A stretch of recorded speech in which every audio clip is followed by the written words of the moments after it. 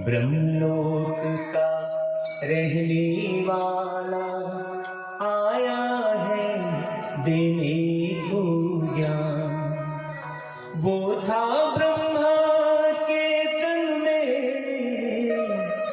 वो था ब्रह्मा के तन में, किसी किसी ने लिया पहचान। ब्रह्मलोक का रहने वाला आया है देने को ज्ञान।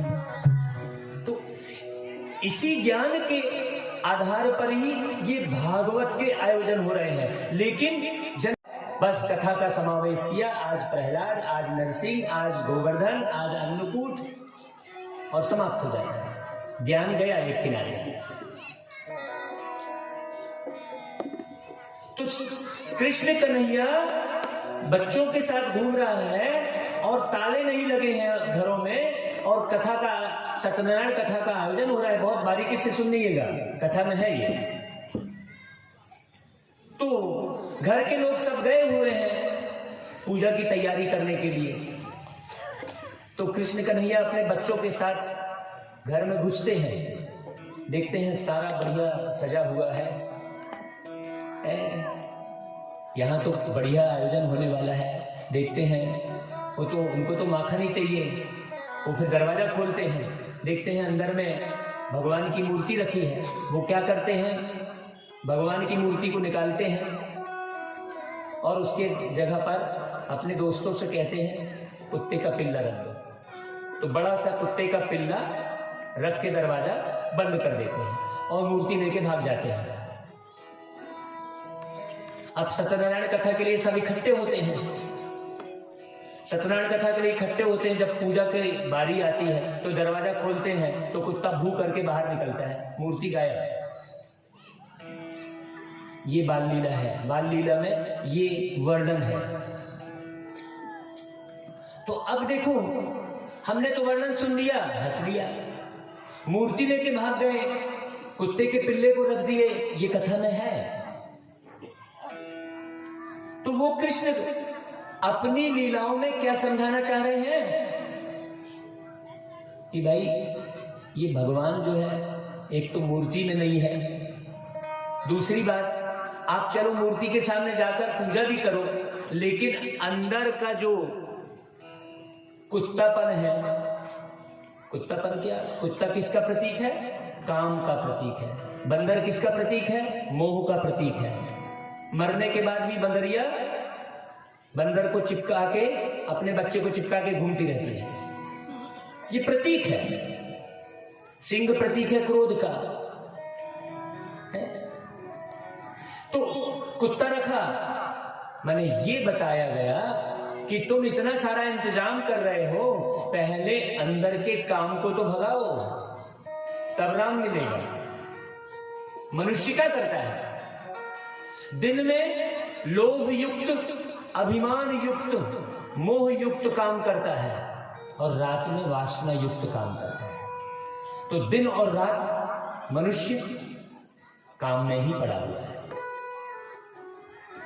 दिन में अभिमान युक्त, लोभ युक्त, मोह युक्त काम करता है कि नहीं करता है, बताइए। लोभ से परे होकर काम करता है क्या, अभिमान से परे होकर काम करता है क्या? आज एक रिक्शा भी चलाने वाला कितना घमंड करता है। सोचिए, सीधे मुंह कोई एक दूसरे से बात नहीं करता है। जरा सा धन कमाने के बाद वो कितना अकड़ता है। थोड़ी सी योग्यता आ गई, गीत गाने की योग्यता आ गई या किसी कोई भी कवि कार की योग्यता आ गई, कितना घमंड करता है। 4 लाइन क्या लिख लिया, वो मेरी कविता बोलेगा, ये मैंने गीत रचा, और उस रचयिता ने इतनी बड़ी सृष्टि रची, उसको नहीं देख रहा है।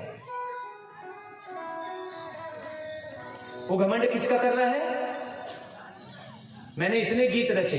तूने कहां से रच लिए भाई, तेरी आंखें खोलने वाला भी वो परमात्मा है, तेरे हाथों से कलम चलवाने वाला भी वो परमात्मा है, तूने कहां से रच लिया।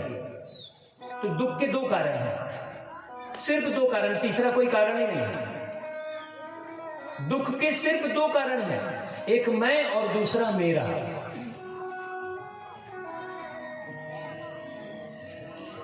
उसके लिए छोटा सा गीत आपको सुना रहा हूं। मैं मेरा नहीं, यह तन किसी का है दिया, यह तन किसी का है दिया।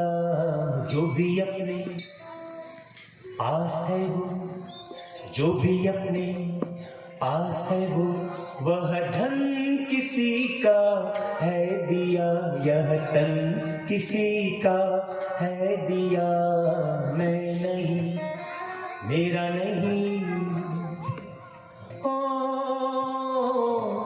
जो मिला है वो हमेशा पास रह सकता नहीं,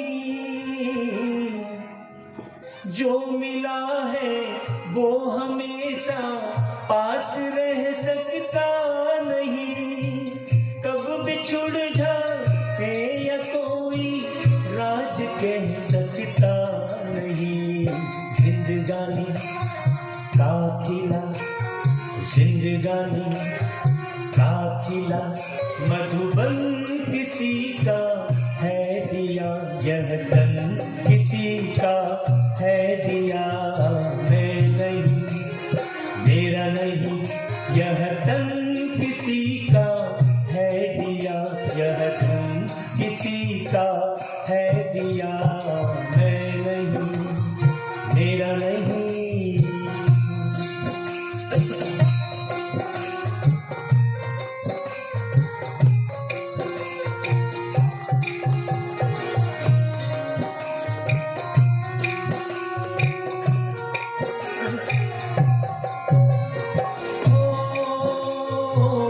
देने वाले ने दिया, वो भी दिया किस शान से।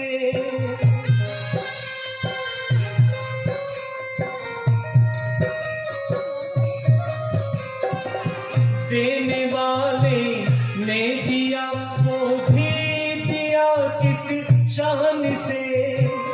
मेरा है यह कहने वाला, कह उठा अभिमान से। मैं मेरा कहने वाला, मैं मेरा कहने वाला, यह मन किसी का है दिया, यह तन किसी का है दिया।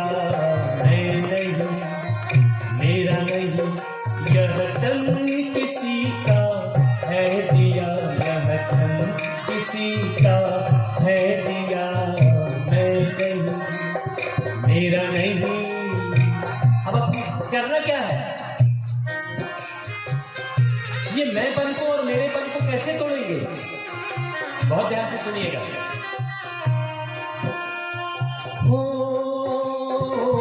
जग की सेवा खोज अपनी प्रीत उनसे कीजिए।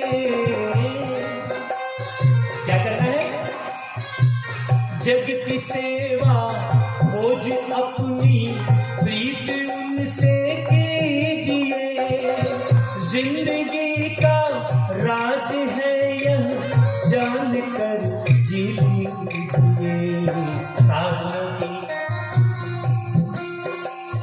साधना की राह पर साधन किसी का है दिया, यह तन किसी का है दिया। मैं नहीं, मेरा नहीं, यह तन किसी का है दिया, यह तन किसी का है दिया। जो भी अपने पास है वो, जो भी अपने पास है वो, वह धन किसी का है दिया, यह धन किसी का है दिया।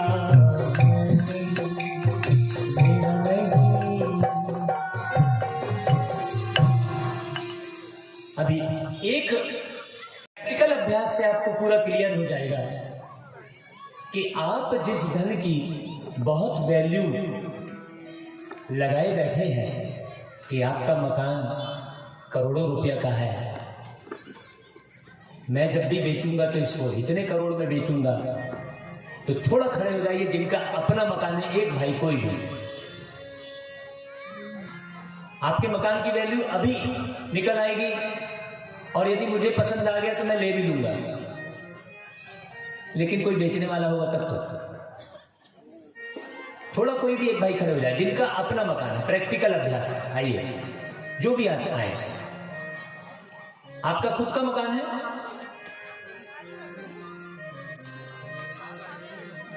और कोई नहीं आएगा आगे? एक आध कोई और आ जाए, एक आध कोई और आ जाए जिनका अपना खुद का मकान है,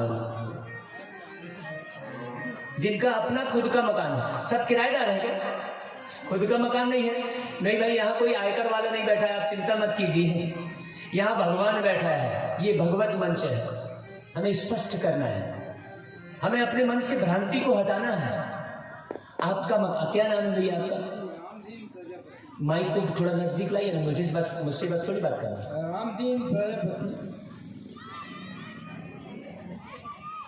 आपका खुद का मकान है, अभी यदि बेचेंगे तो कितनी वैल्यू का है?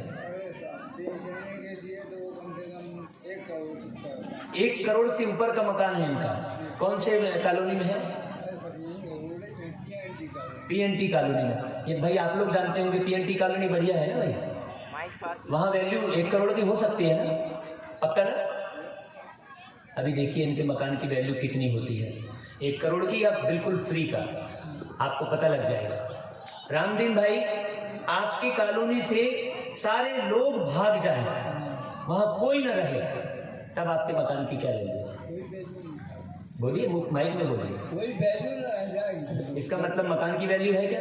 नहीं, जब वहाँ कोई नहीं रहेगा तो वैल्यू ही नहीं। तो मकान की वैल्यू है क्या भाई साहब? नहीं है। किसकी वैल्यू है? बैठ जाइए। किसकी वैल्यू है बताइए? किसकी वैल्यू है माता? व्यक्ति की वैल्यू है। वहां पर लोग रह रहे हैं तो आपकी मकान की कीमत बढ़ी हुई है, मकान की वैल्यू नहीं है। यदि सारे लोग खाली करके भाग जाए तो कोई वैल्यू नहीं है, फोकट में रहने नहीं जाएगा कोई, वहां पर रखे रहो आप अपना मकान, तो कीमत किसकी है? लेकिन हम व्यक्ति की कीमत समझ रहे हैं क्या? हर एक व्यक्ति दूसरे व्यक्ति को दुत्कार रहा है। व्यक्ति जब व्यक्ति की कीमत समझने लग जाएगा तो इस संसार में सुख, ये संसार स्वर्ग बन जाएगा। आज व्यक्ति जो है व्यक्ति की कीमत नहीं समझ रहा है। 4000 स्क्वायर फीट की जमीन क्या ले लिए, एक तो मकान क्या बना लिए, बोले ये 4000 स्क्वायर फीट मेरा, तो रहना भाई, तू 4000 स्क्वायर फीट से बाहर मत आना, वो बाउंड्री से बाहर नहीं आना, क्योंकि वही तेरा है। ऐसा हो सकता है क्या? नहीं भाई, सारा जग परिवार है अपना, कोई नहीं है पराया। ऐसी नजर से देखा हमने, वैसा उसको पाया। मन को मंगल मार्ग पे लाना, मन को मंगल मार्ग पे लाना, सबसे बड़ी है कला। सोचो भला, करो भला, हमको हमारे बाबा से प्यारा मंत्र मिला। यही वो मंत्र है जिससे भगवान से मुलाकात होगी आपकी। आप मंत्र की तलाश कर रहे हैं, आप गुरु के पास जाकर पर्सनल एक मंत्र ले रहे हैं ना, तो गुरु कान में फूंक दे रहा है और कह रहा है इस मंत्र को किसी को मत बताना। वो कान फुकाई चलती है, ये भी एक प्रथा है। गुरु एक मंत्र देता है, कहता है इस मंत्र को किसी को मत बताना, और वो गुरु ऐसा मंत्र देता है जो कहता है सबको बताना।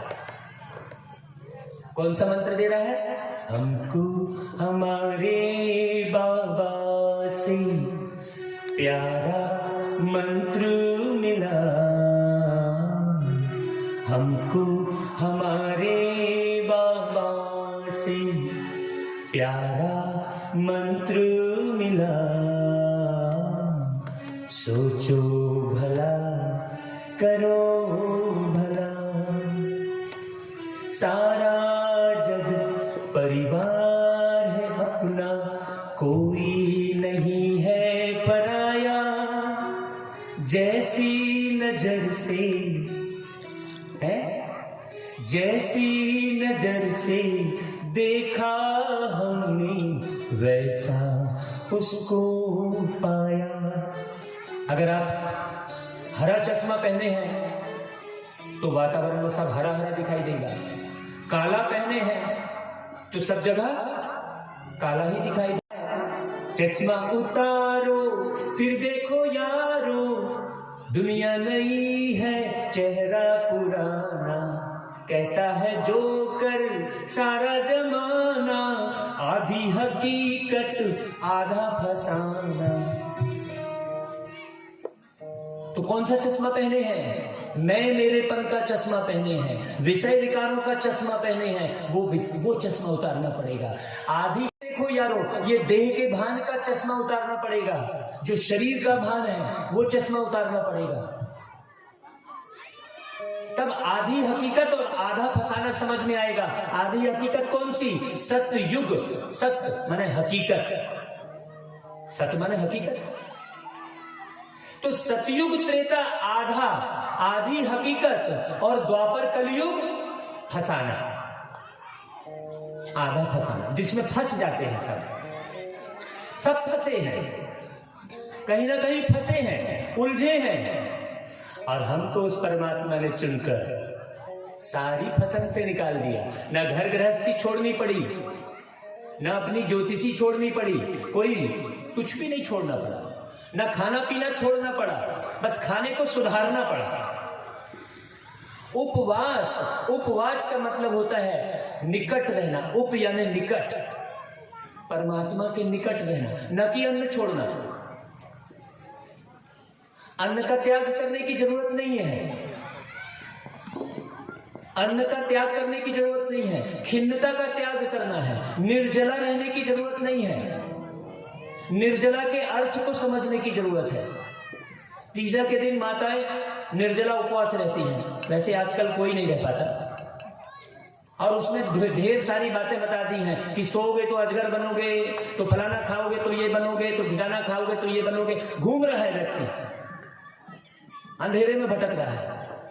कोई बोलेगा निर्जला रहो। निर्जला मतलब अपने मन को जलाओ मत, नीर की तरह पवित्र बनो। जैसा नीर है, जैसा जल है। हम तो ज्योतिषी के शिकार हैं। दो चीजें आपको परेशान करती हैं, एक ईर्ष्या और दूसरी इच्छा। ईर्ष्या और इच्छा, ये ईर्ष्या और इच्छा ईश्वर से मिलने नहीं देती। देखो आप ईर्ष्या के घेरे में है कि नहीं, इच्छाओं के घेरे में है कि नहीं। तो आधी हकीकत और आधे फसाने को बहुत अच्छी रीति समझिए। सत्य भागवत अमृत वर्षा मतलब ज्ञान, जो सत्य गीता का ज्ञान है, जो परमात्मा शिव सुनाते हैं, जिससे कृष्ण का निर्माण होता है, जिससे राम का निर्माण होता है, ये ऐसी भागवत है। ऐसी भागवत आप अच्छी रीति सुनिए, पूरा मन लगाकर सुनिए, पूरी बुद्धि लगाकर सुनिए। अपने जो भी संस्कार आपके हैं, जो भी आदत है, उन आदतों को जांच करके सुनिए। ऐसा तीन पैर पृथ्वी का अर्थ भी यही बताया है। तो गोवर्धन पूजा कैसे हो रही है? गोवर्धन पूजा का अर्थ बता रहा हूं आपको अब, कि यशोदा मैया क्या कर रही है कि पानी गिरने के लिए इंद्र की पूजा कर रही है।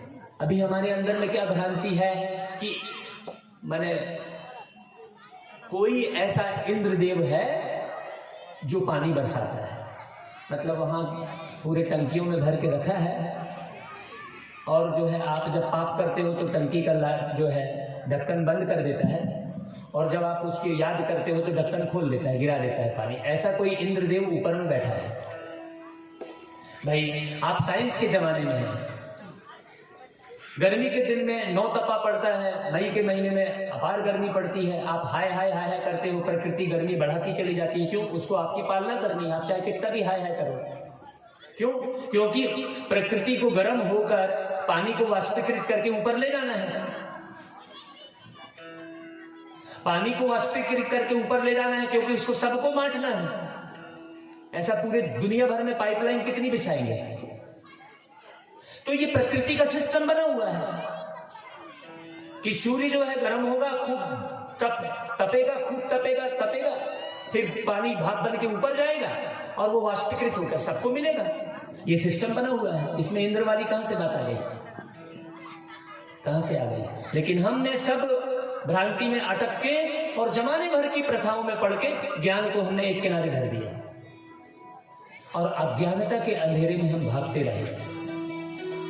अब कृष्ण जी देखो कथाओं में है, कथा बोल रही है कि ऐसा कोई इंद्रदेव नहीं होता है। कथा बोल रही है, मैं नहीं बोल रहा हूं, कोई संस्था नहीं बोल रही है, किसी व्यक्ति विशेष का ज्ञान नहीं है। ये व्यास जी ने जो कथा सुनाई है वो बता रहा हूं। बस इतना ही फर्क है कि अर्थ सहित बता रहा हूं, केवल कथा नहीं सुना रहा। तो कृष्ण कन्हैया जाते हैं, एक वहां पर से मूर्ति उठा के भाग गए, कुत्ता बिठा दिए। यहां क्या कर रहे हैं? यशोदा मैया से देखिए, अच्छे से समझिए, बहुत बढ़िया। कृष्ण जी जाते हैं, बोलते मैया तू क्या कर रही है? मैया बोले मैं पूजा कर रही हूँ। तो पूजा किसकी की जाती है? अरे बच्चा तू बैठ चुपचाप, पहले पूजा करने दे मेरे को, चुपचाप तू भी हाथ जोड़कर ध्यान लगा। तो कृष्ण कन्हैया बोलते मैया बताओ ना जरा किसकी पूजा कर रही हो? बोले पूजा बड़े लोगों की जाती है। तो किस बड़े की पूजा कर रही हो मैया, आप बताओ तो सही। और बड़े किसको कहा जाता है? तो बोले जो पगड़ी लगाता है वो बड़ा कहलाता है। मैया ने टालने के लिए, कृष्ण कन्हैया को टालने के लिए मैया ने क्या किया? जो पगड़ी लगाता है वो बड़ा कहलाता है। तो कृष्ण कन्हैया भाग के गया, कहीं से पगड़ी का इंतजाम करके आया और पगड़ी लगा के बैठा और इंद्र की मूर्ति को हटाया और बोला मैया आप करो मेरी पूजा, मैं पगड़ी लगा के आ गया। आपने कहा ना पगड़ी वाले को पूजा करते हैं। हाँ बजा सकते हैं तालियां भाई। ये कथा कितनी प्यारी लग रही है, लेकिन इसका गहरा रहस्य क्या है? हम सब इंद्रियों की पूजा में लगे हुए हैं। हम सब अपनी अपनी इंद्रियों की पूजा में लगे हैं। हम इंद्रजीत नहीं बने हैं, हमें इंद्रियों को जीतना है। तब ज्ञान की बरसात होगी आपकी बुद्धि में। जब तक आप इंद्रियों को नहीं जीतेंगे तब तक ज्ञान की बरसात, अमृत वर्षा जो लिखा है वो ज्ञान की बरसात नहीं होगी। एकदम सिंपल सी बात है। तो कृष्ण कन्हैया क्या बोल रहा है? यहां से भी मूर्ति हटा रहा है। और देखिए हम मूर्ति के लिए लड़ाई लड़ रहे हैं, मूर्ति के लिए ही तो लड़ाई लड़ रहे हैं। कई स्थानों पर मैं जाता हूं, वो कहते हैं कि जमीन से जो है वो भगवान निकले पत्थर के रूप में। माने भगवान ऊपर है कि नीचे है ये भी समझ में नहीं आ रहा है। एक तरफ तो कह रहे हैं ऊपर वाला, और फिर वो जमीन से कैसे निकल गए भाई? लेकिन अंधश्रद्धा, जब हम उसको ऊपर वाला कह रहे हैं, जब भी आप आराधना करते हैं तो हे ऊपर वाले मेरी रक्षा कर बोलते हैं कि नीचे वाले दाएं वाले बाएं वाले बोलते हैं? क्या बोलते हैं? आज एक दुआ करता है तो हाथ ऊपर की ओर करके दुआ करता है कि नहीं करता है मुस्लिम भाई? और हमेशा ऊपर की ओर इशारा करते हैं। हजरत मोहम्मद पैगंबर ने उंगली ऊपर की ओर इशारा करके बोला नूर ए इलाही, माने अल्लाह एक नूर है। नूर यानी प्रकाश। प्रकाश मतलब ये प्रकाश नहीं सूर्य का प्रकाश या ट्यूबलाइट का प्रकाश। प्रकाश मतलब ज्ञान का प्रकाश। हम हिंदू धर्म वाले बोलते हैं ज्योतिर्लिंग। ज्योति माने भी प्रकाश। अब ज्योति मतलब हमने मोमबत्ती जलाना शुरू कर दिया और खूब रिफाइंड तेल लाके जो है हजारों लाखों दीपक जलाने शुरू कर दिए। अच्छी बात है भाई, जलाओ, लेकिन ये भी तो देखो कि हजारों लाखों दीपक जलाने पर कितना कार्बन वातावरण में फैला कि नहीं फैला? यही तो प्रदूषण बढ़ाया किसने? वही खरदूषण लिख दिया है रामायण में। ये प्रदूषण है, ये प्रदूषण है वास्तव में। हमारी अंधश्रद्धा की वजह से न जाने कितनी लड़ाई हो रही है और कितना प्रदूषित हो रहा है वातावरण। रावण को जलाने के लिए खूब सारा उसमें आतिशबाजी, खूब सारे पटाखे डालें। एक रावण दहन में हमारे भारत देश का अरबों रुपया खत्म हो जाता है, अरबों रुपया। और मिलता क्या है? वो रावण दहन में लाखों की भीड़ जाती है और न जाने कितने उसमें भाग दौड़ में कितने तो खत्म हो जाते हैं। पंजाब में वो घटना हुई थी, ट्रेन में कितने सारे लोग, वो रावण दहन। सोचिए, प्रथा के चक्कर में हम कब जागेंगे? आखिर कब जागेंगे? हम कब समझेंगे इस बात को? क्यों हम इस बात को इसीलिए नहीं समझ पा रहे हैं क्योंकि हमारा परमात्मा से कनेक्शन नहीं जुड़ा है। कनेक्शन नहीं जुड़ा है, इसलिए करेक्शन नहीं हो रहा है। जब तक कनेक्शन नहीं जुड़ेगा तब तक करेक्शन नहीं होगा, और जब तक करेक्शन नहीं होगा तब तक करेक्शन नहीं मिटेगा। तो कनेक्शन किससे करना है? परमात्मा से। बिना जाने समझे कनेक्शन होगा कैसे? होगा कैसे? एक बिजली मिस्त्री आता है, आपके यहां कनेक्शन जोड़ता है, तो क्या प्लास्टिक ऊपर बिना निकाले कनेक्शन जुड़ सकता है क्या? उसमें भी दो तार होते हैं। प्लास्टिक ऊपर का निकालता है, अंदर का तार निकालता है, फिर कनेक्शन जोड़ता है, तब हमारे यहां लाइट आती है। ये तार हमारे भी मन और बुद्धि, दो तार हैं हमारे पास। किसी भी डेड बॉडी में मन और बुद्धि नहीं होती, आपके पास है। उन तारों को कब जोड़ पाएंगे? जब ये देह के भान रूपी प्लास्टिक को हटाएंगे। इसलिए मंदिरों में जब जाते हैं तो कहते हैं चमड़े के चप्पल, चमड़े के जूते नीचे उतार कर जाइए। चलो भाई, हमने पूछा चमड़े के चप्पल, चमड़े के जूते नीचे उतार कर क्यों जाना है भाई? अरे आप भी नहीं समझ रहे हो, गंदगी जो है मंदिर में पहुंचेगी। बिल्कुल राइट बात है। फिर बेल्ट, चमड़े का बेल्ट भी निकाल कर, बेल्ट से तो कोई गंदगी नहीं जा रही है। वास्तव में वो इशारा क्या है? आपका मन कब परमात्मा से जुड़ेगा? भाई ये क्या है? ये क्या है? ये भी तो चमड़ी है क्या? उसका गहरा रहस्य क्या है कि इस चमड़ी के भान से हटो और अपने आत्म प्रकाश को देखो, तब आपका मन उस परमात्मा से जुड़ेगा। हम तो भैया जब मैंने कथा के आयोजन होते हैं, बड़े बड़े भजन कीर्तन के आयोजन होते हैं, तो बढ़िया बन ठन के बिल्कुल जाएंगे, चोंच लाल करके जाएंगे और सब एक दूसरे का देह दर्शन करते रहेंगे। वो बहुत लोग इसी उद्देश्य से जाते हैं कि चलो यार बढ़िया बढ़िया अपन आंखों का जो है सिकाई करेंगे।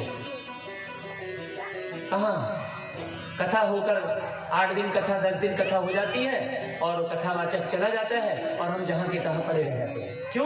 क्योंकि हम उस पुरुषार्थ को नहीं समझते हैं।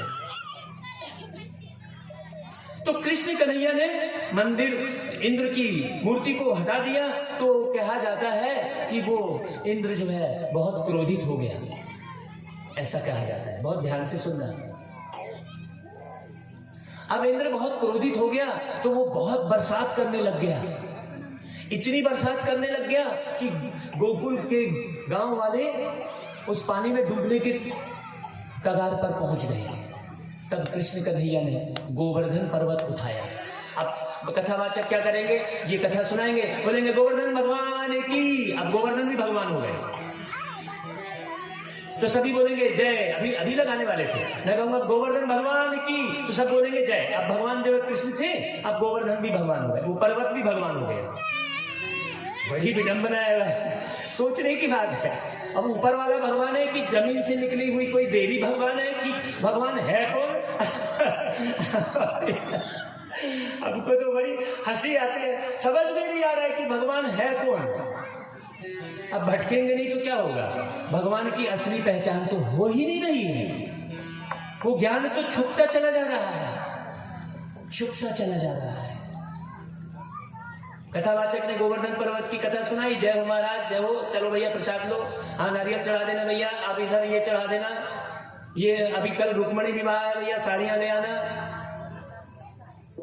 और रुक्मणी मैया के लिए साड़ियां ले आना, तो कृष्ण कन्हैया के लिए फलाना ले आना, ढिकाना ले आना। कहाँ है कृष्ण, कहाँ है रुक्मणी, पता ही नहीं है।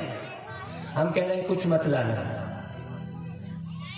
कुछ मत लाना, ना साड़ी लाना, ना कुछ नहीं लाना, विचार रूपी वस्त्र पहन कर जाना। यहां से बजा सकते हैं। अब एक माध्यम बना लिया कमाई करने का, बंगला बनाने का माध्यम बना लिया। अब वो महाराज जी बढ़िया बड़े बंगले में रहने लग गए, बहुत बढ़िया वो फॉर्चून गाड़ी में घूमने लग गए, और सब लोग जय महाराज जी, जय महाराज जी। अरे अभी फुर्सत नहीं है, ठुका हटो यार थोड़ा। अब वो भीड़ घेरने लग गई। मैंने क्या से क्या हो रहा है। और जो भक्त हैं वो जहां के कहां दुखी थे बेचारे। क्यों? स्पष्ट अर्थ समझ में ही नहीं आया।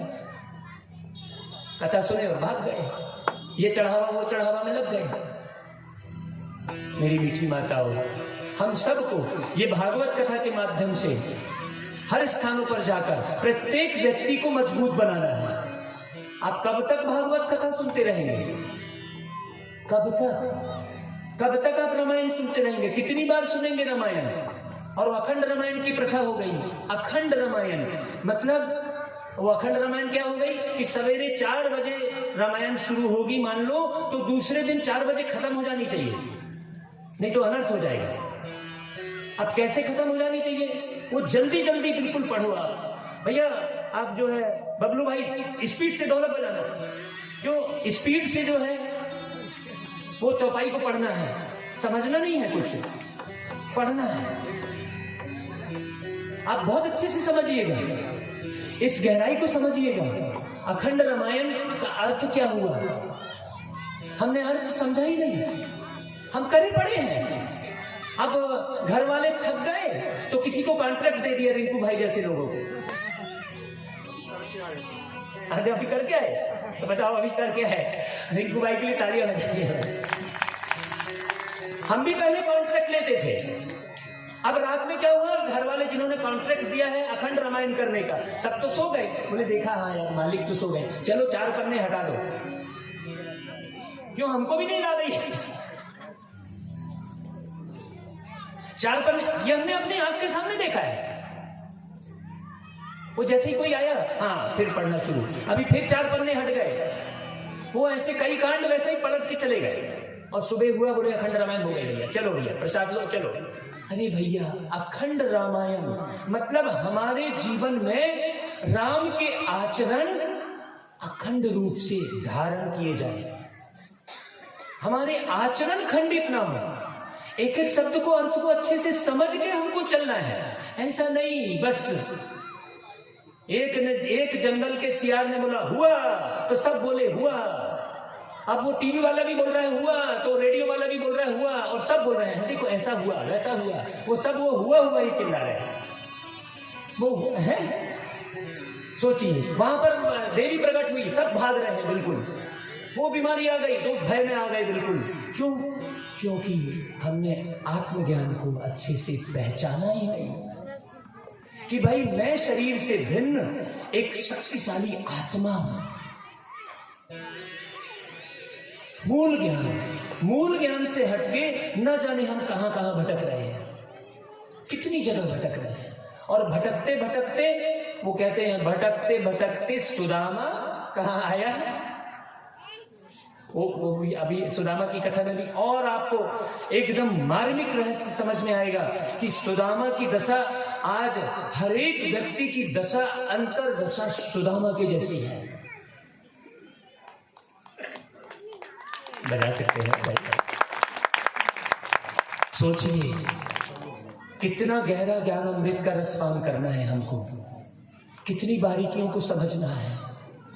मुझे कई बार जब मैं शहर में लोगों के घरों में जाता हूँ तो लोगों की स्थिति को देखकर कई बार तो मुझे हल्की सी हंसी भी फूटती है, और कई बार बहुत आंसू आ जाते हैं देखकर कि ओ प्यारे बाबा।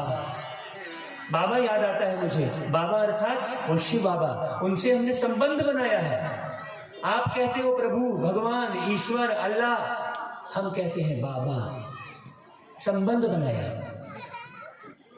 बाबा मतलब बच्चे को भी बाबा कहते हैं और बूढ़े को भी बाबा कहते हैं। मतलब जन्म से लेकर बुढ़ापे तक का संबंध किससे? परमात्मा से। ऐसे नहीं बुढ़ापा में संबंध बनाएंगे। अरे बुढ़ापा में क्या संबंध बनाओगे? आपकी आंख काम नहीं करेगी, सुनाई ही नहीं देगा। तो बाबा, मीठा बाबा, प्यारा बाबा, ऐसा संबंध बनाया और एक एक बात समझ में आई। नहीं तो हम पहले जो भागवत कर रहे थे और अभी जो हम भागवत कर रहे हैं, भागवत के तो 2500 प्रोग्राम हो गए सारे देश में और विदेश में भी। लेकिन पहले जो हम भागवत कर रहे थे वही हम सोच रहे थे। जब हमको ये आत्मज्ञान अच्छे से जब प्राप्त हुआ, पहले हम पिताजी की उंगली पकड़ के, हमारे पिताजी रामायण के प्रवक्ता थे, तो हम जाया करते थे, तो रामायण की एक एक चौपाई बचपन में सुनते थे और अंदर में एक प्रश्न उठता था कि ऐसे कैसे, ये गणेश जी के इतने बड़े काम कैसे, ये इतनी बड़ी सूंड कैसे। और जब गणेश जी की उत्पत्ति हुई, ये ऐसे बहुत सारे प्रश्न उठते थे। गणेश जी की उत्पत्ति कैसे हुई? गणेश जी की उत्पत्ति हुई कि पार्वती नहा रही थी, तो एक बच्चा उन्होंने तैयार किया अपने योग बल से। देखो वहां पर भी पवित्रता की बात आ रही है। योग बल से बच्चा तैयार किया, उसको बाहर खड़ा कर दिया, देखो कोई भी आएगा तो अंदर नहीं जाने देना। और वो बच्चा कैसे तैयार किया? अपने शरीर की मैल से तैयार किया। पार्वती जी ने अपने शरीर की मैल से एक बच्चा बाहर खड़ा किया और अंदर नहाने चली गई। अभी बहुत अच्छी समझने की बात है। अब शंकर जी आए तो बच्चे ने बाप को पहचाना नहीं। कहां से पहचानेगा? उसको परिचय ही नहीं मिला बाप का। वो बच्चा तो मैल से तैयार हुआ। बड़ी बारीक बात समझ रहा, हर कथा के पीछे कितना रहस्य है। अब वो शंकर जी आए और जो है बच्चा ने बोला, आप अंदर नहीं जा सकते। तो बाप को बड़ा आ गया, मेरे घर में मेरे को रोकने वाला कौन आ गया? मेरे घर में मेरे को रोकने वाला तू कौन? कुछ नहीं, मेरी माँ ने मेरे को आदेश किया है, अंदर नहीं जा सकते। तो शंकर जी को गुस्सा आ गया, उन्होंने उठाया त्रिशूल और उसकी गर्दन उड़ा दी। अब पार्वती मैया बाहर आई, रोने लग गई, अरे तुमने कैसे मेरे बच्चे को मार दिया? अरे जिस पार्वती ने अपने योग बल से पूरा शरीर तैयार किया था, उस पार्वती ने फिर सिर को तैयार क्यों नहीं कर लिया वापस? और उसी सिर को क्यों नहीं जोड़ दिया भाई? फिर हाथनी के दूसरे के सिर को, हाथनी के सिर को काट कर और फिर उसमें लगाने का सोचने की बात है। सोचिएगा जरा, आप लोग सोचिएगा। गर्दन कटी होगी तो गर्दन तो वहीं पड़ी होगी ना? नहीं, क्योंकि जब हाथनी की गर्दन को काटेंगे तो वो भी तो डेड हो गई होगी। और उस हाथनी के गर्दन को काटा गया जो हाथनी अपने बच्चे को पीट करके सोई थी। बड़ी गहरी बात समझना, इसमें कितनी गहराई है। अभी हम एक एक कथा का अर्थ समझाने बैठे तो ये 8 दिन की भागवत 16 दिन में कन्वर्ट हो जाएगी, पता चला 1 महीने में हो जाएगी। बहुत बारीक बात है। हमने कुछ ना जाना ना पहचाना, सत महाराज हाँ जी किया, वे गणेश जी बैठाए और जो गणेश जी का चंदा शुरू हो गया और बस वो गणेश जी का चंदा हमने दे दिया। 5-10 लोग आए, उनको पैसा दिया और वो जाकर क्या पी रहे हैं? आप देखिए, गणेश जी का जब विसर्जन होता है, कहां पर है, कहां चली गई भक्ति? वो गणेश जी को बैठा रहे हैं वहां और सारे के सारे पिए हुए हैं शराब और मस्ती से नाच रहे हैं और गीत क्या बजा रहे हैं? नायक नहीं खलनायक हूं मैं, वो गीत बज रहा है। वो भक्ति का गीत भी गया। सोचिए कितनी विकृत हो चुकी है भक्ति। अब भक्ति कितनी तमोप्रधान हो चुकी है। अब भक्ति में बिल्कुल भी शक्ति नहीं रह गई है। क्यों नहीं रह गई है? क्योंकि ज्ञान का सागर परमात्मा धरती पर आकर अब भक्ति का फल देने, ज्ञान देने आया है। इसलिए अब भक्ति में कोई दम नहीं रह गया है, तमो प्रधान हो चुकी है भक्ति। पहले केवल एक सोमनाथ में शिव जी की स्थापना की गई थी और सब लोग केवल शिव की भक्ति करते थे। फिर पहले अव्यभिचारी भक्ति थी और अब व्यभिचारी भक्ति हो गई है, तमो प्रधान हो गई है। अब हमें ज्ञान की जरूरत है, बारीक समझने की जरूरत है। हमें बिना मतलब के ना समझ के हमें उलझने की जरूरत नहीं है। ज्ञान जो है तर्क का विषय नहीं है, कुतर्क का विषय नहीं है। कई तर्क करते हैं, कई कुतर्क करते हैं, ज्ञान समझने का विषय है। शास्त्रार्थ करने से ज्ञान नहीं उत्पन्न हो सकता। आत्मज्ञान, आत्मस्थिति में टिकने से ज्ञान उत्पन्न हो सकता है। जब हम आत्मस्थिति में टिकेंगे, कृष्ण की हर कथा वही बोल रही है। अब गोवर्धन पर्वत को उठाया कैसे कृष्ण जी ने? देखिए, छिंगली से उठाया, और छिंगली में भी छिंगली के महाराज जी बैठे हैं, तालियां बजाइए, पुरुषोत्तम भाई रोज आ रहे हैं। कृष्ण जी ने छिंगली से गोवर्धन पर्वत उठाया, और छिंगली में भी मांस टच नहीं हो रहा है, नाखून से पर्वत उठाया। क्या मतलब हुआ भाई? नाखून को काटने से कोई दर्द नहीं होता है। मतलब इस हाड़ मांस लार थूक से बना हुआ ये शरीर, इसके भान से मुक्त नाखून से उठाया। और छिंगली मतलब पूरा हाथ नहीं लगाया, छिंगली मतलब छिंगली सबसे छोटी है हाथ में, मतलब छोटा बनकर देह के भान से मुक्त होकर हम सारी समस्याओं से बच सकते हैं, चाहे वो डूबने वाली स्थिति भी क्यों ना हो। लेकिन यदि हमने देह के भान को हटा दिया है तो हर लड़ाई खत्म हो जाएगी, गारंटी है। आपके जीवन में कोई लड़ाई नहीं रहेगी, आपकी परिस्थिति बिल्कुल खराब नहीं होगी। हमारा परिवार और ऐसे हमारे जैसे इस भारत देश में और विदेशों में लाखों परिवार हैं जिनके पास कोई परिस्थिति खराब नहीं है, कोई शारीरिक बीमारी नहीं है, किसी भी किस्म की लड़ाई नहीं है। इस दुनिया में मेरा एक भी दुश्मन नहीं है। आप लोगों का है क्या ऐसा? है क्या? जिसका एक भी मन मुटाव नहीं है वो जरा हाथ खड़ा करे। एक से भी किसी के साथ मन मुटाव नहीं है, एक से भी नहीं है। बहुत बढ़िया। बाकी सब का है। तो देह का भान मुख्य है।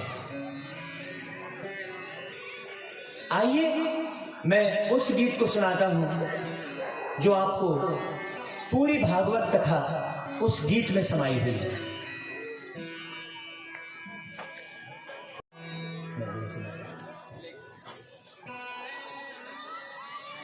इस गीत को बहुत ध्यान से सुनिएगा, इसमें आपकी कहानी है। कल मैंने वो गीत सुनाया था, पिंजरे के पंछी रे तेरा दर्द न जाने को, और क्या कहा था? कह न सके तू अपनी कहानी, कह न सके तू अपनी कहानी, तेरी भी पंछी क्या जिंदगानी। पंछी कौन? आत्मा। आप आत्मा चूंकि आत्मभान में नहीं है, इसलिए आप अपनी कहानी सुना नहीं सकते। आइए आज मैं आपको आपकी कहानी सुनाता हूं, बहुत अच्छी। कैसे आप इस धरती पर आए, इस गीत में पूरा ये गीत की रचना वही अमृत वेले हुई है, और जितने भी गीत रचे हैं वो सब अमृत वेले ब्रह्म मुहूर्त में जितने भी गीत बने हैं वो स्वतः परमात्मा से कनेक्शन होने के बाद उस रचयिता ने ये गीत लिखवाए हैं। मैं तो केवल माध्यम बना, इसलिए रचयिता वो परमात्मा है। हाँ, उसने जबरदस्ती मेरा नाम लगा दिया है, करने वाला वो है जो हमारे रिंकू भाई गाते हैं, करते हो तुम कन्हैया मेरा नाम हो रहा है। तो इस गीत को सुनते हैं, आपने कहीं नहीं सुना होगा। भैया कहाँ गए? पंकज भाई है? क्या लाइट चलिए? 1 2 3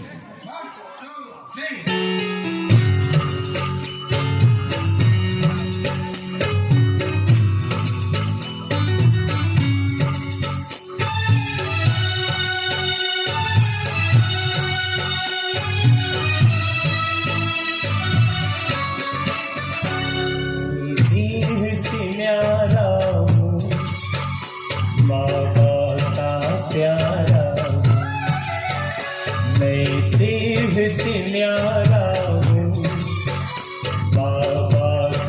प्यारा हूँ, मैं देह से न्यारा हूँ, बाबा का प्यारा हूँ।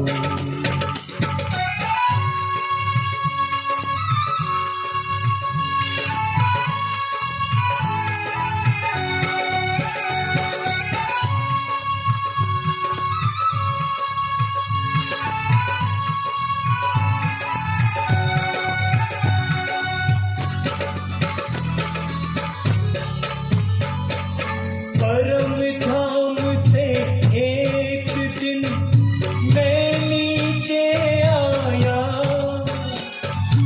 आकर के वो युग तक मैंने स्वर्णिम सुख पाया, स्वर्णिम सुख पाया। मैं देह से न्यारा हूँ, बाबा का प्यारा, मैं देह से न्यारा हूँ, बाबा का प्यारा हूँ। परमधाम से उतरकर सतयुग में सुख पाया और फिर आगे क्या हुआ?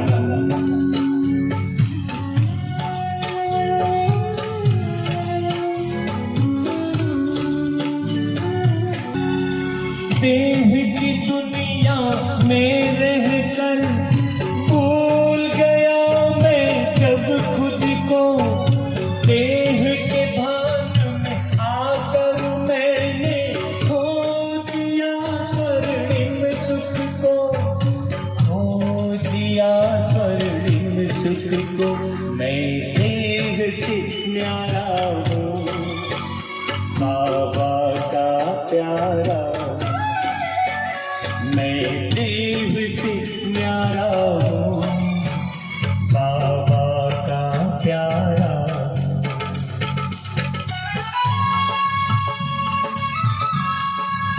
फिर आगे क्या हुआ? जब मैं स्वयं को भूल गया और अपार सुख पाया, तब क्या हुआ आगे सुनिए।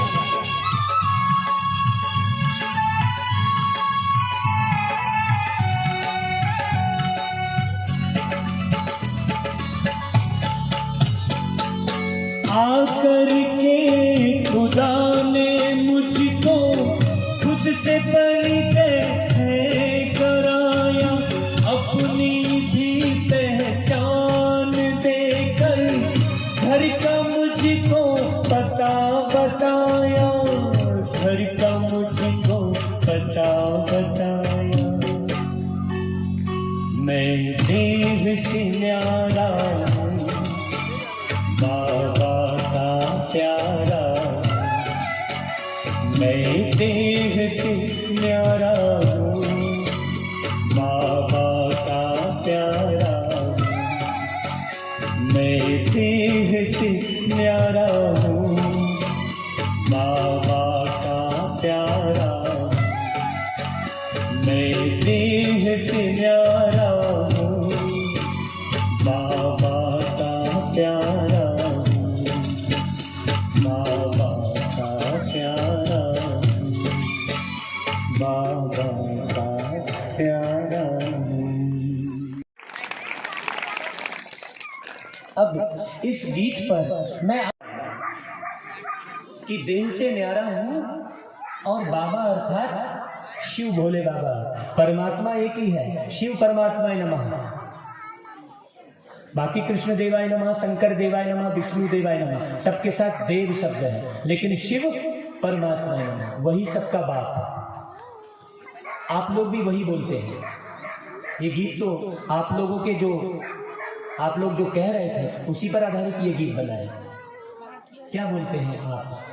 फला व्यक्ति भगवान को प्यारा हो गया, बोलते हैं कि नहीं बोलते हैं? कब प्यारा हो गया भगवान को? फला व्यक्ति भगवान को प्यारा हो गया। मैं कहूंगा मेरी पत्नी भगवान को प्यारी हो गई। आप कहेंगे अरे यार ये कैसी बात कर रहे हो आप, पत्नी तो सामने बैठी है। क्यों, भगवान को प्यारा होना गलत है क्या? तो कब प्यारा हुआ भगवान को? जब देह से न्यारा हुआ। सिंपल सी बात है। जब देह से न्यारा हुआ तब भगवान को प्यारा हुआ। मतलब जब तक देह में था तब तक भगवान को प्यारा नहीं था। आप ही लोग बोलते हैं, आप ही लोग बोलते हैं कि फला व्यक्ति भगवान को प्यारा हो गया, फिर कहते हैं अरे बड़ा गड़बड़ हो गया। क्यों भगवान को प्यारा हो गया? क्या गड़बड़ हो गया भाई? मतलब भगवान को प्यारे होने की कौन सी विधि सही है? जब भगवान को प्यारा देह से न्यारा होने पर भगवान को प्यारा होते हैं, तो क्यों ना मैं देह में बैठे बैठे देह से न्यारा होने का अभ्यास कर लूं और भगवान का प्यारा हो जाऊं। सिंपल सी बात, सिंपल सी बात है। आप कहां भटक रहे हो?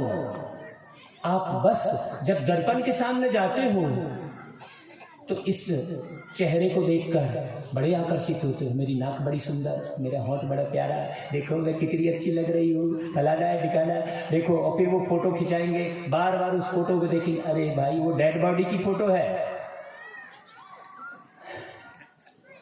कि नहीं है? क्यों उसका अंतिम आप जो है वो डेड बॉडी की फोटो देख देख कर डेड होते चले जा रहे हैं। सेल्फी लिए जा रहे हैं आजकल, सेल्फी। क्यों? सब सेल्फिश हो गए हैं, स्वार्थी। तो सेल्फी हो गए तो सेल्फी लेने लग गए। सोचने की बात है, जब आप अपने चेहरे पर आकर्षित होकर बंठन के बाहर निकलते हो तो आप ही जब खुद अपने चेहरे पर आकर्षित हो रहे हो तो दूसरा तो आकर्षित होगा ना भाई। यदि आप दूसरे की कुदृष्टि से बचना चाहते हो तो माताओं के लिए विशेष, वैसे तो भाइयों के लिए भी है, बात वही है, चाहे भाई हो चाहे माताएं हो। हैंडसम देख के माताएं भी जो है बड़ा हैंडसम है, हीरो है बहुत। काहे का हैंडसम है? वो शरीर के साथ हैंडसम है। बड़ी गहरी बात। ये लार थूक मल मूत्र से भरे हुए डब्बे की तरफ आप आकर्षित हो रहे हो। बताइए इससे ज्यादा क्या है? ये क्या है इससे ज्यादा? डालते तो खुशबूदार हो, निकालता ये बदबूदार है। सोचने की बात है। ये देह का मान छोड़िए। जब आप आकर्षित हो तो प्रत्येक नारी यदि दर्पण के सामने अपने चेहरे से आकर्षित होना बंद कर दे तो वो पुरुष की कुदृष्टि से बच सकती है। क्यों? क्योंकि आपकी भावनाएं संप्रेषित होती हैं। आपकी भावनाएं संप्रेषित होती हैं। और आज देखो हम किसको हीरो बोल रहे हैं? जो देह के दर्शन कर रहा है और सबको देह के दर्शन करवा रहा है, उसको हम हीरो बोल रहे हैं। उसको कई करोड़ देकर बुला रहे हैं। हमारे ही सरकार ने 2 करोड़ रुपए देकर 2 मिनट के लिए, मैं उस हीरो का नाम नहीं लूंगा, क्यों किसी के बारे में बोलूं, 2 करोड़ रुपया केवल 2 मिनट के लिए दिया। 2 करोड़ रुपया। उस 2 करोड़ रुपया में मैं तो समझता हूं मैं कम से कम 1000 भागवत कर सकता हूं। और सोचिए निर्माण किससे होगा? इस तरीके के प्रोग्राम से निर्माण होगा कि हीरो के दर्शन करने से निर्माण होगा?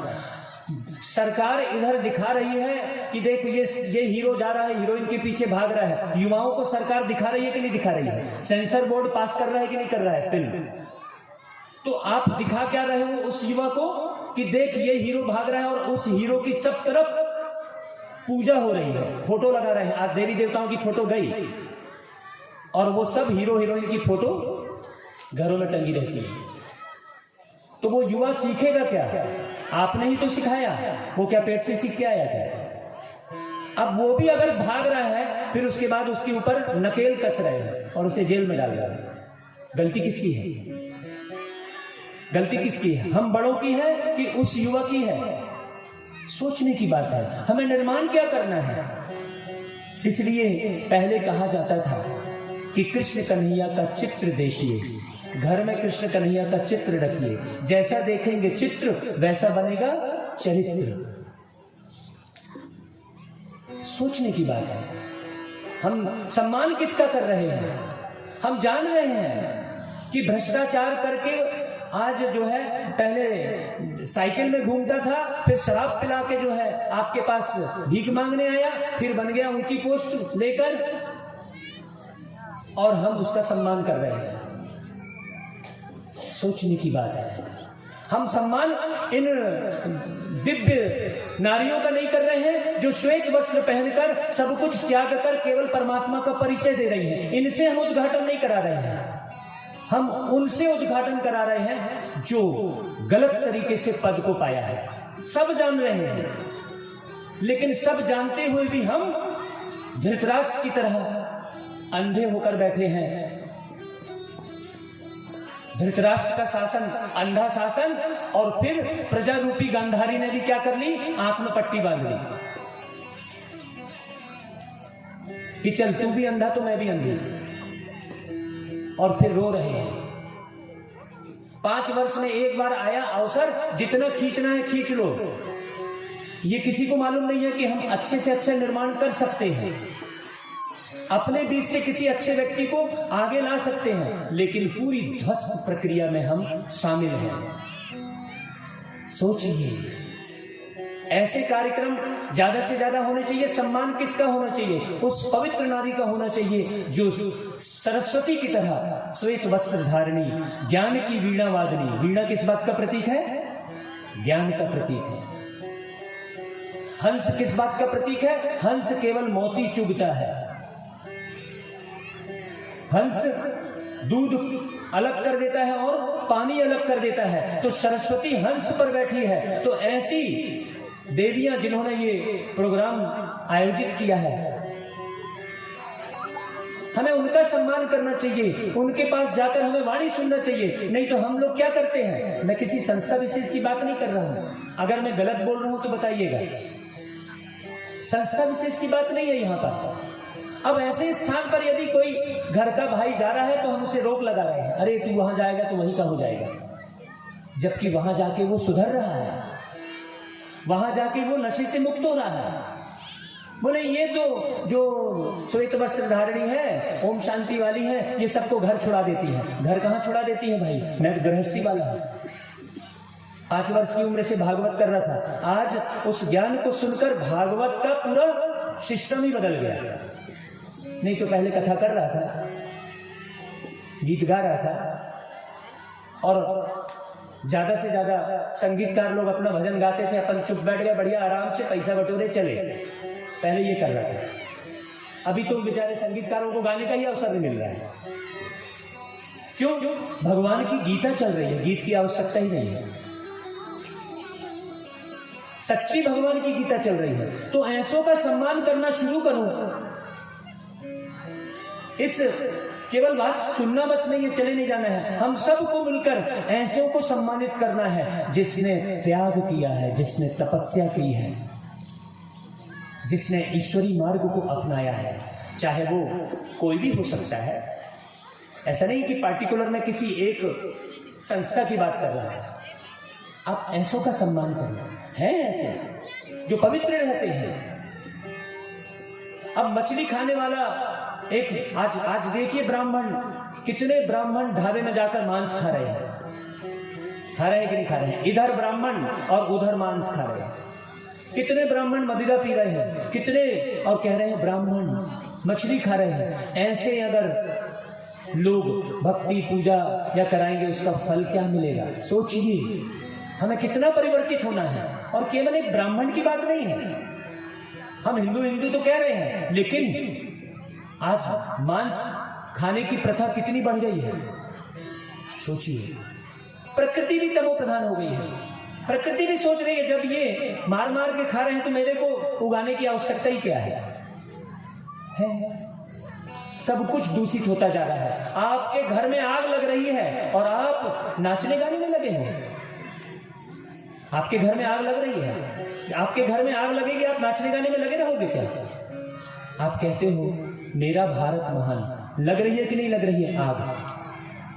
आग लगी हुई है कि नहीं हुई है? बलात्कार के, नक्सलवाद, आतंकवाद, भ्रष्टाचार, कितनी आग लग रही है। और हम सोचिए, कौन जागेगा, कौन आएगा सामने? एक अकेला थक जाएगा, मिलकर बोझ उठाना, साथी हाथ बढ़ाना, साथी हाथ बढ़ाना। जरा हाथ खड़ा करिए जो इस मार्ग पर आगे आएंगे, सारे के सारे। मैं तो बड़ा खुश हो रहा हूं, इतनी सारी जो है गोपाल नगर की पूरी जनसंख्या यहाँ पर पधारी है। यदि इतने सारे लोग भी प्रतिदिन भगवान के ज्ञान का श्रवण करने लगे, मनन करने लगे, अनुसरण करने लगे, तो गोपाल नगर में तो ताले लगना बंद हो जाएगा। कोई गोपाल नगर में एक दूसरे से कोई नहीं डरेगा, मनुष्यों से मनुष्य डरना बंद हो जाएगा। बेईमानी कितनी है, ई फॉर ईमानदारी, ई फॉर ईश्वर। आप ईमानदारी पर रहेंगे तो ईश्वर की याद आएगी, आप बेईमानी करेंगे तो कभी ईश्वर की याद नहीं आएगी। एक तरफ आपके घर में बेईमानी का धन आ रहा है, वो धन आपको कभी सुकून नहीं दे सकता, वो धन हॉस्पिटल में ही जाएगा, गारंटी है। सोच लो, तन को शुद्ध करना, मन को शुद्ध करना, धन को शुद्ध करना, जन को शुद्ध करना, 4 स्तंभों में ये जीवन टिका हुआ है। तन, मन, धन और जन, चारों को हमें शुद्ध करना होगा। और शुद्ध करने वाली ये शिव की भगवत गीता है। मैंने तो उस घर बजा सकते हैं, उस घर को पहचान कर एक गीत की रचना हुई अपने आप। आपको वो गीत सुनाता हूँ, उसका परिचय है। हमारे रिंकू भाई, बिल्कुल नाराज नहीं होना कि आपको गाने का अवसर नहीं मिल रहा है? क्यों? क्योंकि यहाँ पर मैं केवल अपनी सुना रहा हूँ, ऐसा कुछ भी नहीं है। उस परमात्मा ने जो भरपूर किया है वो सुना रहा हूँ।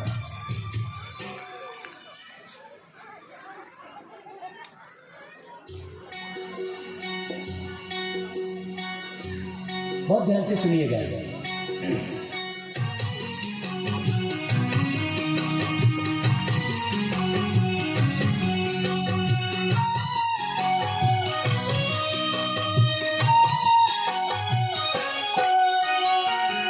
अब मेरा घर नहीं है जमीन पर, अब मेरा घर नहीं है जमीन पर, उड़ता हूँ मैं सदा आसमां से ऊपर, उड़ता हूँ मैं सदा आसमां से ऊपर। अब मेरा घर नहीं है जमीन पर, अब मेरा घर नहीं है जमीन पर।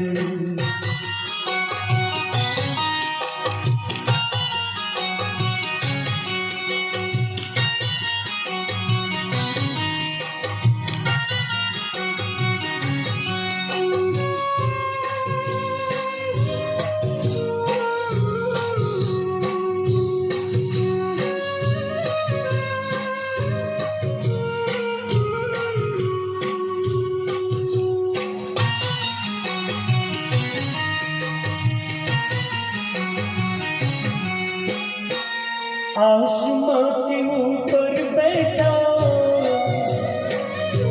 हर पल का साथी है, नैया वो पार ले जाता, एक ही माझी है। हमें अब जाना है कि अब घर जाना है, हमें अब जाना है कि अब घर जाना है। अब मेरा घर नहीं है जमीन पर, अब मेरा घर नहीं है जमीन पर।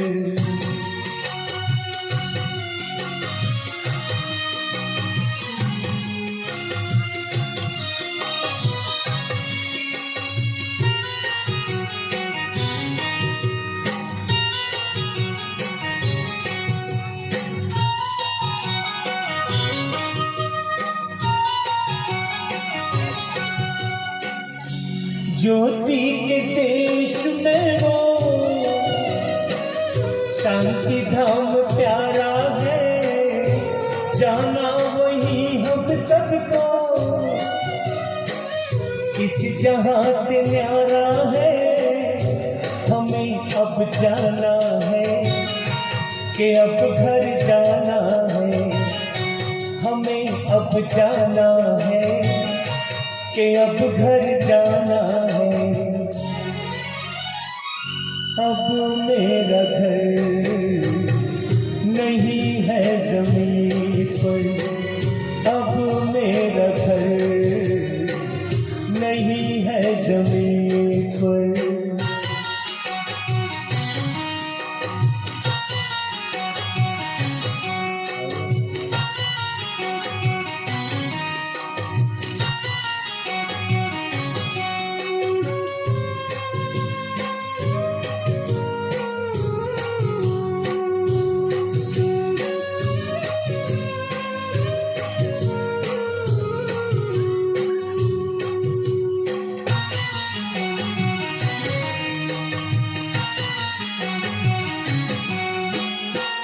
शिव पिता वहीं पर रहते,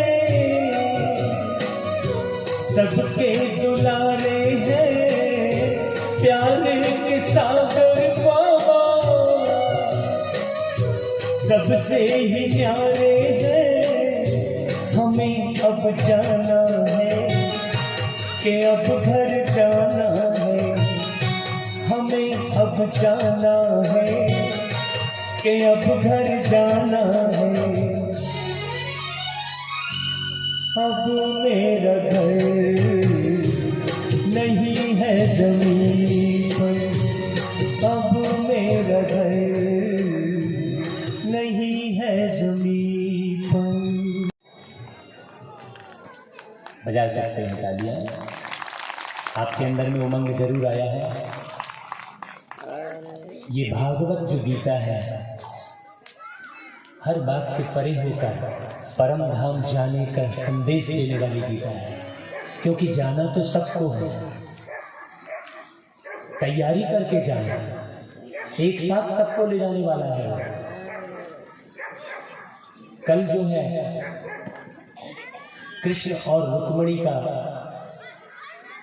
वर्णन होगा, बारात निकलेगी, तो बारात का गीत हम गाएंगे आप कल।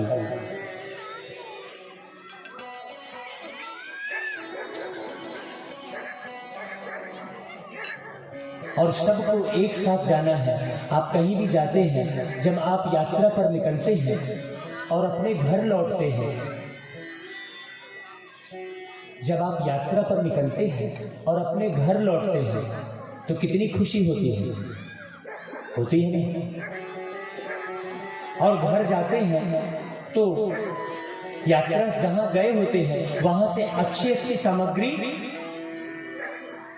घर जाते समय लेकर जाते हैं।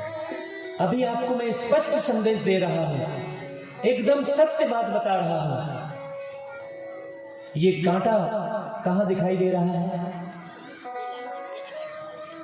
ये कांटा दिखाई दे रहा है कलयुग का लास्ट कांटा। आप ये मत सोचिए, आप दुनिया भर की भ्रांति में मत पड़िए। मैंने ऐसी ढेर सारी भ्रांति का परिचय आपसे करा लिया है। आप ये भ्रांति में मत पड़िए कि कलयुग अभी बच्चा है। नहीं, कलयुग अब बच्चा नहीं है, क्योंकि बचपन में बलात्कार नहीं होते, बचपन में हत्याएं नहीं होती। हाँ, बजा सकते तालियां। कलयुग यदि बच्चा होता, लोग तो कह रहे हैं कि कलयुग अभी बच्चा है, कलयुग अभी थोड़ा सा बच्चा है। और जब कोई बच्चा पढ़ने के लिए स्कूल नहीं जाता है, तो माँ बाप उसे पहले तो मनाते हैं, बहुत ध्यान से सुनिएगा, बहुत प्यार करते हैं, बेटा पढ़ाई कर, पढ़ेगा लिखेगा नहीं तो नवाब नहीं बनेगा। पहले तो प्यार से समझाते हैं हर माँ बाप। फिर कुछ गिफ्ट देते हैं, तू पढ़ने जाएगा ना तो मैं तेरे लिए बहुत अच्छी ड्रेस सिलवाऊंगी, ऐसा माँ बोलती है, बाप बोलता है। फिर नहीं जाता है तो क्या करते हैं, क्या करते हैं? पिटाई लगाते हैं। पिटाई से भी नहीं जाता है बच्चा, बच्चे भी सुने तो डंडा मारते हैं और कैसे भी करके स्कूल छोड़ के आते हैं कि बच्चा पढ़। वैसे ही वो परमात्मा, आपको पता नहीं है, वो परमात्मा धरती पर शिक्षक बन के आकर पढ़ाता है। अभी तक आपने भगवान के बारे में सुना कि भगवान पढ़ने जाते हैं। भगवान पढ़ने क्यों जाएंगे भाई? भगवान को पढ़ने की क्या जरूरत है? सृष्टि का जो रचयिता है वो क्या पढ़ेगा? जो पूरी सृष्टि की रचना कर रहा है वो कुछ पढ़ेगा क्या? तो रामचंद्र जी को गुरु वशिष्ठ के आश्रम में पढ़ते हुए दिखाया है, कृष्ण जी को सांदीपनी आश्रम में पढ़ते हुए दिखाया है, शिव जी को कहां पढ़ते हुए दिखाया है? बहुत अच्छे से समझिएगा। तो एक परमात्मा शिव और वही शिव परम सदगुरु है। यहां पर सदगुरु कोई हो ही नहीं सकता इस दुनिया में, लेकिन न जानने के कारण लोग किसको भी सदगुरु बोल देते हैं। सदगुरु वो जो सच्चा मार्ग दिखाए। अभी तक आप, आज 6वां दिन है ना, 6 दिन से आप वाणी चल रही है, ये परमात्मा शिव की वाणी है। मेरा कुछ भी नहीं है, मैं आपको अपना कुछ भी नहीं सुना रहा हूं।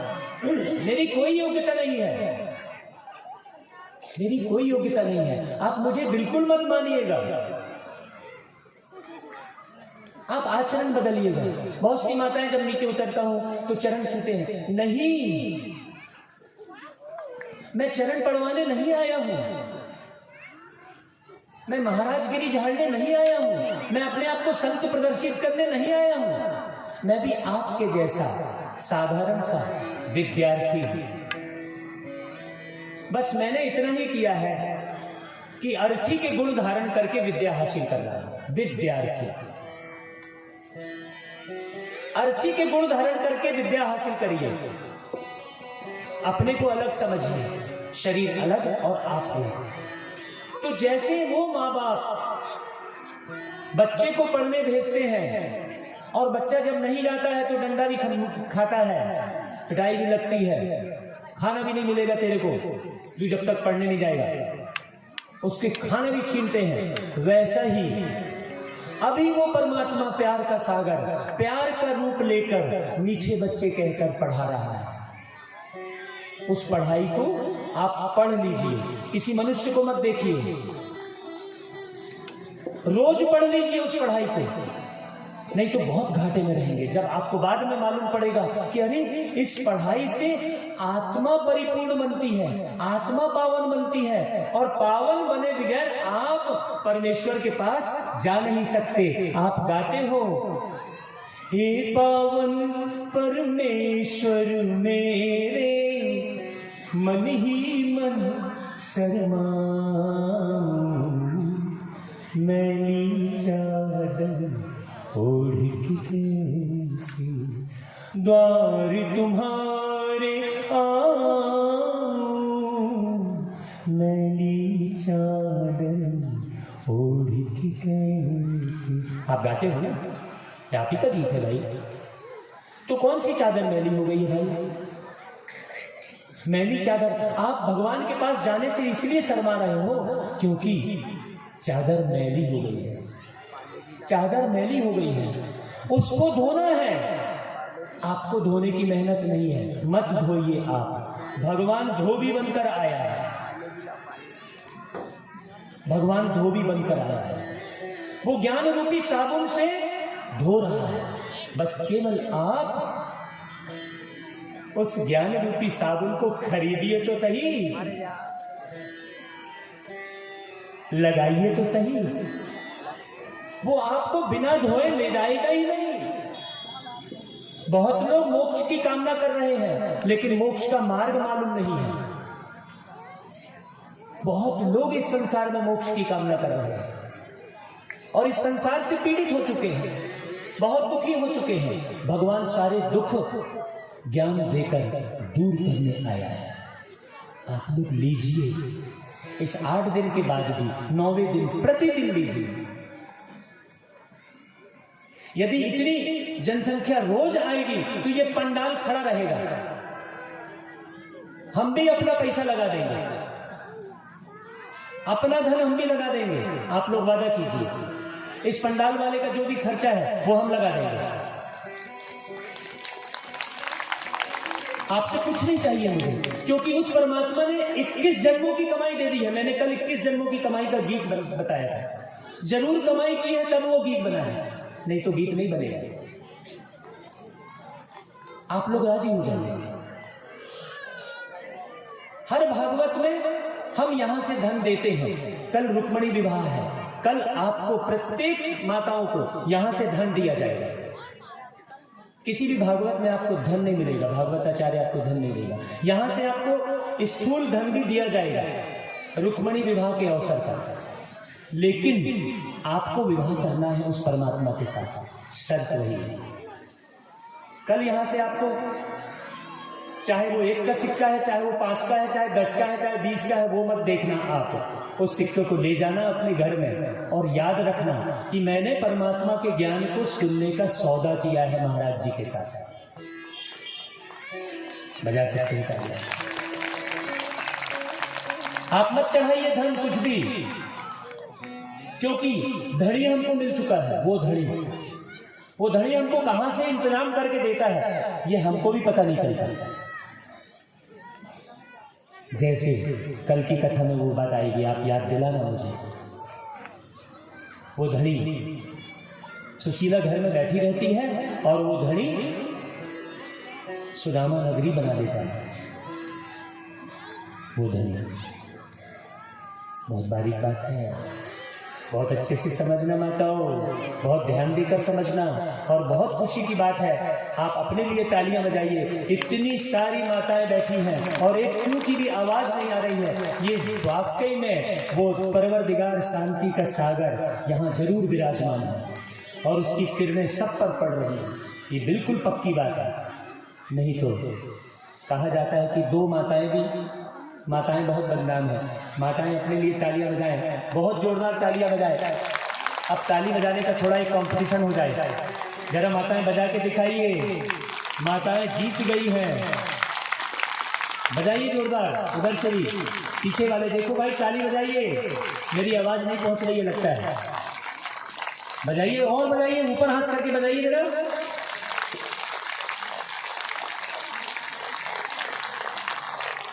बहुत बढ़िया। अभी इधर बजाइए जरा। क्या बात है माताएं, देखिए जरा।